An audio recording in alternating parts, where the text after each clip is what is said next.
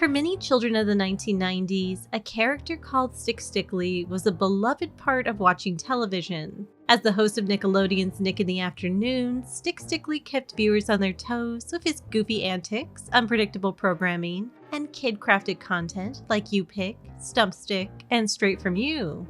And while he was short-lived, Stick had a lasting impact on his young viewers. So anywho, simmer down and join me as I delve into the history of Stick Stickly.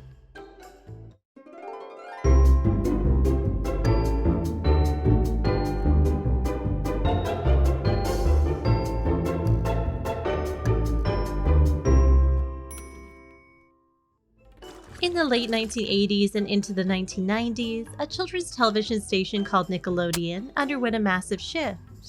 Instead of largely airing programming made by other studios, it decided to create its own. And so, Nickelodeon opened a 90,000 square foot complex inside Universal Theme Park in Orlando, Florida, to do exactly that.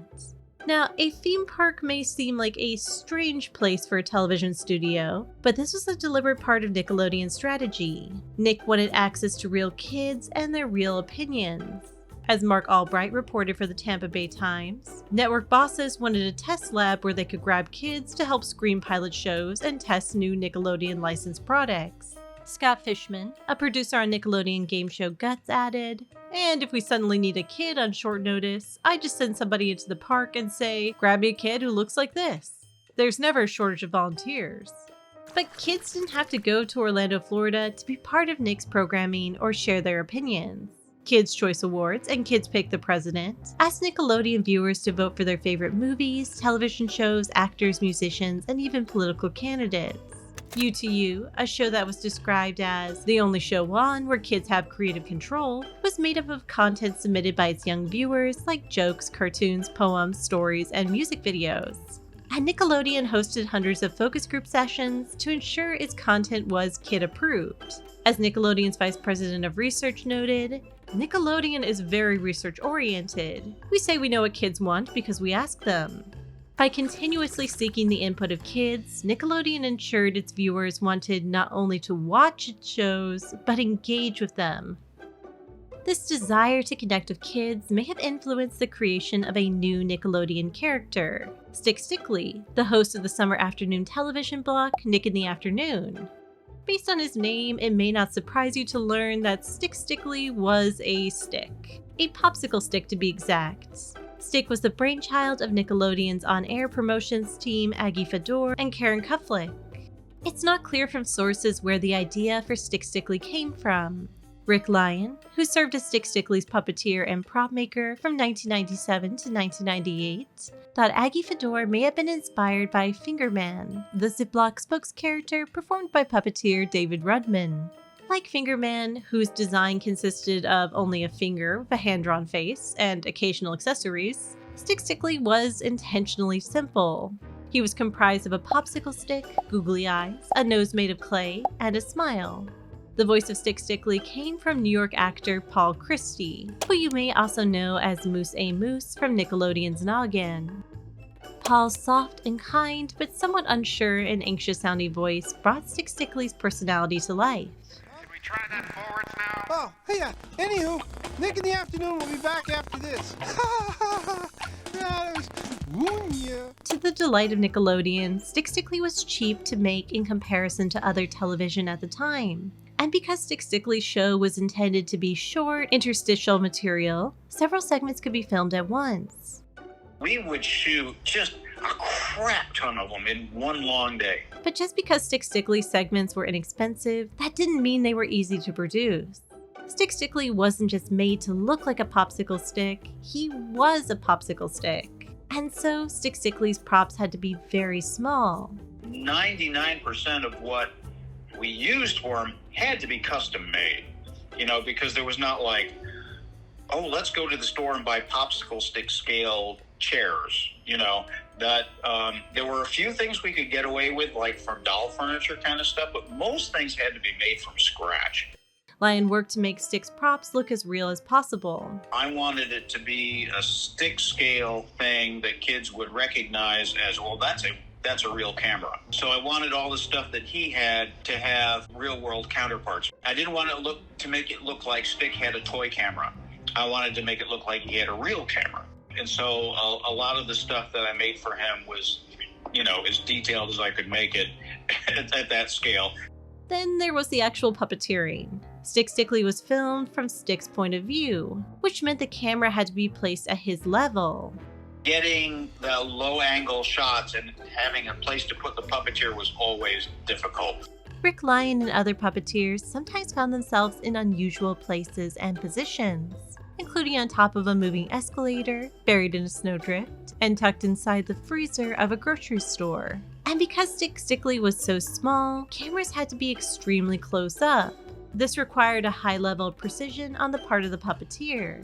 As Rick Lyon recalled, if you've had too much caffeine, if you're nervous, if you're uncomfortable and your muscles are vibrating, it shows up on screen because the camera is a quarter of an inch away from your hand with this tiny little thing. So that was one of the hardest things for me, was to puppeteer this thing without it, wiggling around on camera. To be precise and to be accurate with the puppeteering was actually really hard. But overcoming all the challenges of making Stick Stickly segments would soon pay off, and the little popsicle stick would become bigger than Nickelodeon could have ever anticipated. We'll be right back. Enjoying this video? Please consider giving it a like, a comment, or subscribing to my channel below. Thank you, and now back to the video. Stick Stickly may have first appeared in bumpers in 1994 before hosting Nick in the Afternoon in summer 1995.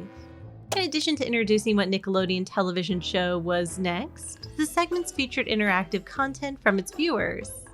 Stick would present a requested episode, Nick, Let's start! let you pick the show. try and answer trivia or riddles, All right, I got a joke for you, Stick Stickly. What do you call a kid with a dictionary in his pocket? Well, Smarty pants. Hey, I was gonna get it. You gotta give a guy a chance. Boy, that's no fair. There's the hat again. and be dipped into different substances, all of which came from submissions by kids. Will get dipped. Can he guess what? He'll be dipped in today. Let's dip him, ole. There was also Straight From You, where stories from viewers were aired daily during the Nick in the Afternoon block. A catchy jingle told viewers where to send their submissions to Stick Stickly. Nickelodeon wants to hear your New Year's resolutions, so write to me, Stick Stickly, P.O. Box 963, New York City, New York State, 10108. The programming was unique from the Nick shows Stick introduced. It was silly and low stakes, and it created a feeling that kids were part of a club that met every weekday from 3 to 5 p.m.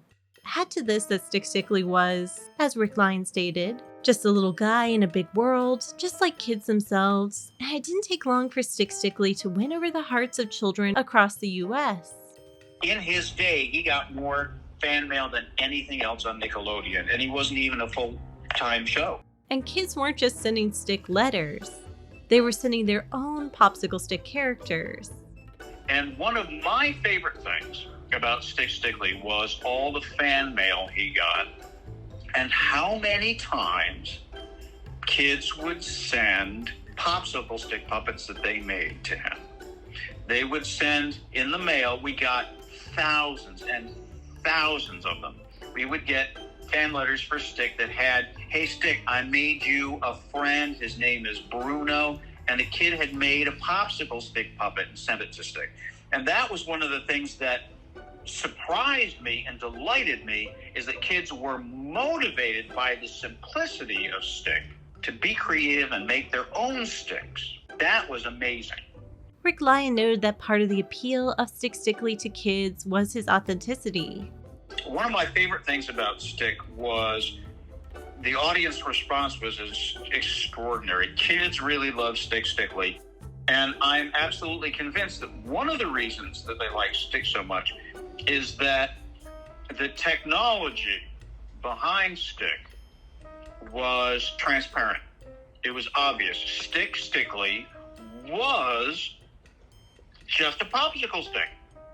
There wasn't anything mysterious about him. There was a sort of honesty about him that wasn't apparent in other kids' entertainment. By 1996, some 7.1 million kids ages 2 to 11 were tuning into Nick in the Afternoon each week, and corporations were paying attention. For example, Kraft Foods, the maker of popular brands like Kraft Cheese, Jell-O, and Lunchables, signed a 2-year, $17.1 million sponsorship with Nickelodeon that included a "You Host Nick in the Afternoon" sweepstakes. Kids could enter by filling out a form from Kraft displays at supermarkets around the country. So anywho, hurry up and enter. You could be famous. Like me. The You Host Nick in the Afternoon sweepstakes is brought to you by Jell-O Pudding and Gelatin Snacks, and the place where only kids win. Nickelodeon! It's Nickelodeon, guys. Ultimately, the winner was 12-year-old Kara Segna, who's flown down to Florida to co-host Nick in the Afternoon with Stick Stickly. Now, the winner was chosen by random, but through a happy coincidence, Kara was from a small town in Virginia called Woodbridge. Stick Stickly, of course, approved. Meanwhile, Stick Stickly was given increased investment and airtime with his own specials. There was Oh Brother in 1996, where Stick Stickly searched for his twin brother, Would Not, and Stuck in 1997, a wintertime special where Stick Stickly discovered he had a knack for ice skating. And the Stick Stickly universe continued to expand with characters like Holly B. Wood, the Nick in the Afternoon entertainment reporter and Stick's original love interest, Stick's mom, and Twiggy, Stick's friend described as a mellow coffee stirrer from the Midwest. But despite Stick Stickly's popularity, the summer of 1998 was the last for Nick in the Afternoon. It's not clear why Nickelodeon discontinued Stick Stickly. Tastes may have changed, new producers may have become involved, or it's possible the network was simply ready for something different. Whatever the reason, in 1999, Nick in the Afternoon was replaced by Henry and June's Nicktoons Summer Jam.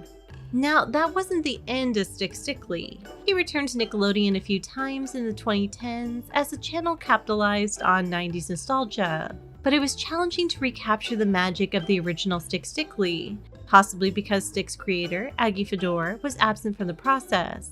But while Stick Stickly has not yet made a real comeback, it's clear that he continues to have many fans among the children of the 90s, as well as the people involved in his show. As Rick Lyon noted, It was one of the things that I enjoyed most that I've ever worked on. I thought it was a genius idea by Aggie, and I loved all the people that I was working with on it. It all came from what I think was a good place. You know, he was just a wonderful conception of a character. The whole idea I thought was just brilliant. Love to see him come back. thank you so much for watching. This video was a lot of fun to put together. A huge thank you to puppeteer Rick Lyon for taking the time to speak with me. I could not have told the Stick Stickly story without his input. If you enjoyed this video, please consider giving it a like, comment, or subscribing to my channel. Thank you again, and I'll see you next time.